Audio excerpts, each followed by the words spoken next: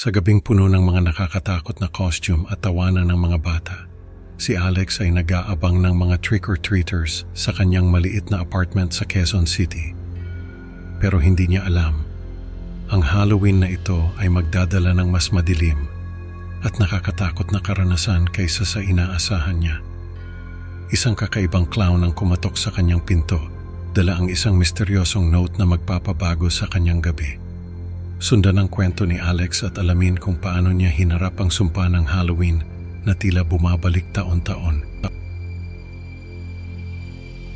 Sa isang maliit na apartment sa Quezon City, abala si Alex sa pag-aayos ng mga candy sa isang malaking mangkok habang nakabukas ang TV, nagpapalabas ng horror movie sa Netflix.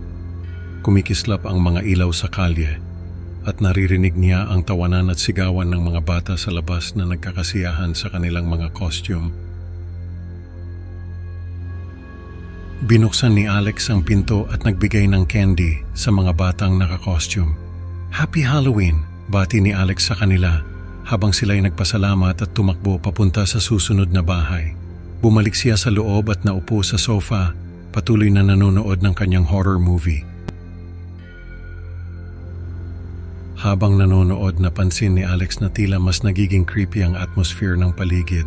Ang mga anino sa labas ng bintana ay parang gumagalaw at ang tunog ng hangin ay nagiging mas malakas at nakakatakot. Habang lumalalim ang gabi, napansin ni Alex na mas tumatanda at mas nakakatakot ang mga nagtitrick or treat. Nagsimula siyang makaramdam ng kakaibang takot, ngunit inisip niyang bahagi lamang ito ng kasiyahan ng Halloween. Bandang 10:00 ng gabi, tahimik ang paligid at ang tanging liwanag ay mula sa ilaw ng poste sa kalsada. Tumunog ang doorbell at nagulat si Alex. Binuksan niya ang pinto at nakita ang isang lalaking naka-costume na clown. Malalaking pulang sapatos at isang nakakatakot na ngiti ang bumungad sa kanya. Napansin ni Alex na tila hindi ordinaryong clown costume ang suot ng lalaki. Ang kanyang mga mata ay tila walang buhay at ang kanyang ngiti ay parang hindi natural na nagdulot ng kilabot kay Alex. "Trick or treat," paulit-ulit na sabi ng clown habang iniabot ang isang note kay Alex.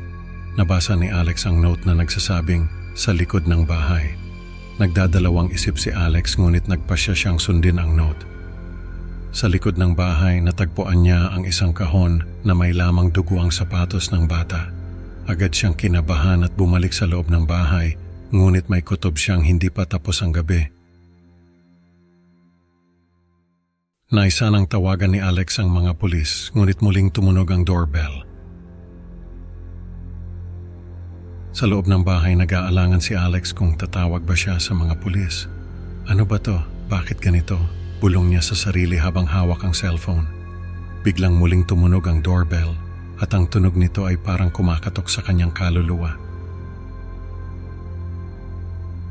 Binuksan ni Alex ang pinto at nakita ang isang batang babae na si Lila, naka-costume ng dugo ang multo, humihingi ng tulong. "Tulungan mo ako, nandito ang clown sa loob ng bahay," sigaw ni Lila habang hinahawakan ang kamay ni Alex. Ramdam ni Alex ang lamig ng kamay ng bata, parang yelo na dumampi sa kanyang balat. Mabilis silang tumakbo palayo, ngunit naririnig nila ang yabag ng clown na papalapit ng papalapit. Ang takot ni Alex ay lalong tumindi habang nararamdaman niyang hinahabol sila ng clown. "Bilisan mo, Lila," sigaw ni Alex, kinakabahan at pawis na pawis. Habang tumatakbo, napansin ni Alex na parang nagbabago ang paligid. Ang mga bahay ay tila lumalabo at ang mga ilaw ay nagiging dim. Pakiramdam niya ay nasa ibang dimensyon sila, isang lugar na puno ng kadiliman at takot. Nakahanap sila ng masisilungan sa isang madilim na eskinita, ngunit alam nilang hindi pa sila ligtas. "Dito muna tayo," sabi ni Alex habol ang hininga. Ngunit sa likod ng kanyang isip, alam niyang hindi pa tapos ang kanilang bangungot. Sa kanilang pagtakas, nakahanap ng masisilungan sina Alex at Lila sa isang abandonadong bahay. Ang lugar ay puno ng mga sirang kasangkapan at mga lumang larawan na tila may mga matang sumusubaybay sa kanila. "Dito tayo magtago," bulong ni Alex habang inilock ang pinto. Sinubukan ni Alex na tumakas sa bintana ngunit na-corner siya ng clown. Ang clown ay may hawak na malaking kutsilyo at nakangiti ng nakakatakot. "Huwag kang lalapit," sigaw ni Alex habang hinahanap ng mata ang anumang bagay na maaaring gamitin bilang sandata. Ang kanyang katawan ay nanginginig sa takot, ngunit alam niyang kailangan niyang lumaban. Ginulo ni Lila ang clown, nagbibigay ng pagkakataon kay Alex na sugatan ang clown gamit ang isang kutsilyo na nahanap niya sa kusina. "Tumakbo ka na, Alex," sigaw ni Lila habang patuloy na ginugulo ang clown. Sa isang mabilis na galaw, sinaksak ni Alex ang clown at bumagsak ito sa sahig. Namatay ang clown ngunit nasugatan din si Alex. Ang kanyang sugat ay malalim at nagdudulot ng matinding sakit, ngunit kailangan nilang magpatuloy. Lumabas sila ng abandonadong bahay at naglakad patungo sa mas ligtas na lugar, ngunit alam nilang hindi pa tapos ang kanilang kalbaryo. Ano pa kaya ang naghihintay sa kanila sa dilim ng gabi? Bumaba sina Alex at Lila sa hagdanan ng isang lumang bahay. Ang bawat hakbang ay parang may kasamang malamig na hangin na dumadampi sa kanilang balat. Sa ilalim ng hagdan, nakita nila ang mga bangkay ng mga magulang ni Lila. Ang mga katawan ay tila matagal ng patay, ngunit ang kanilang mga mukha ay puno ng takot. Para bang nahuli sila sa kalagitnaan ng isang bangungot na hindi na sila nagising. "Alalahanin mo kami," sabi ni Lila kay Alex habang hawak ang kamay ng kanyang ina.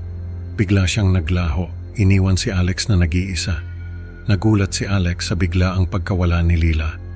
Pakiramdam niya ay parang nasa isang bangungot siya na hindi niya matakasan. Habang nakatayo sa gitna ng madilim na silid, natagpuan ni Alex ang duguang costume ni Lila. Bigla niyang naalala ang sapatos sa kahon. "Lila, patawarin mo ako," bulong ni Alex habang hawak ang duguang sapatos. Alam niyang kailangan niyang ipagpatuloy ang laban para sa kaligtasan ng iba. Ngunit paano niya magagawa ito kung ang lahat ay tila nawawala sa kanyang paligid? Sa pagdating ng mga pulis, ikinuwento ni Alex ang buong pangyayari ngunit walang makitang bakas ng clown o ni Lila. "Wala kaming nakita, sir," sabi ng isang pulis habang tinitingnan ang paligid. "Sigurado ka bang hindi ka lang nag-iilusyon?"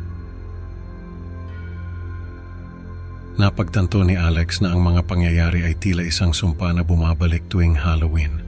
Alam niyang hindi siya nag-iilusyon, ngunit wala siyang magawa kundi tanggapin ang katotohanan. Sa mga sumunod na taon, tuwing Halloween, palaging nag-iiwan ng kandila si Alex sa harap ng bahay bilang pag-alala kay Lila at sa kanyang pamilya. Ang kandila ay nagsisilbing paalala ng mga nakakatakot na pangyayari at ng sumpa na maaaring bumalik anumang oras, habang si Alex ay patuloy na nabubuhay sa anino ng gabing iyon. Ang kwento ni Alex ay nagtuturo sa atin na hindi lahat ng kasiyahan ay walang halong panganib. Maraming salamat sa pakikinig, mga ka-creepy. Huwag kalimutang mag-like at subscribe para sa mas marami pang nakakatakot na kwento. Excited na akong makita kayo sa susunod na upload. Hanggang sa muli, mag-ingat sa dilim at laging magbukas ng ilaw. Baka may clown na nag-aabang